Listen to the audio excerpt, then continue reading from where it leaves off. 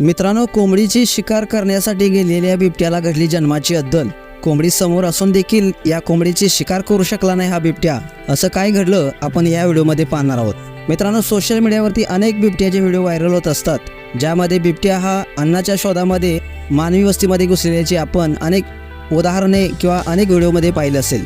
असाच एक video social मीडियावरती प्रचंड व्हायरल होत आहे। हा व्हिडिओ पुण्यातील आहे। बिबट्या हा पहाटे पहाटे एका कोंबडीची शिकार करण्यासाठी एका खुराड्यात घुसला। खुराड्यात घुसताच एका शेतकऱ्यानं मात्र त्या खुराड्याचं दारच बंद केलं आणि हा बिबट्या त्या खुराड्यात अडकून पडला। मित्रांनो, तुम्ही या व्हिडिओमध्ये पाहू शकताय हा बिबट्या तेथून बाहेर निघण्यासाठी किती धडपड करतोय, मात्र त्याला शक्य होत नाही।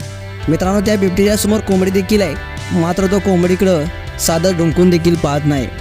समोर शिकार आहे, पण शिकार तो मात्र करू शकत नाही, अशी त्याची अवस्था झालेली आहे। कारण तो भयभीत झाला होता, त्याला काय करून त्या खोड्यातून बाहेर पडायचं होतं, मात्र त्याला ते शक्य झालं नाही। शेवटी तो बराच वेळ प्रयत्न करून दमला, त्याची दमछाक झाली आणि त्या कोंबडीसमोरच त्या खोड्यात बसला। मित्रांनो, काही क्षणानंतर मात्र त्या शेतकऱ्यानं त्या वन विभागाच्या कर्मचाऱ्यांना ही माहिती दिली।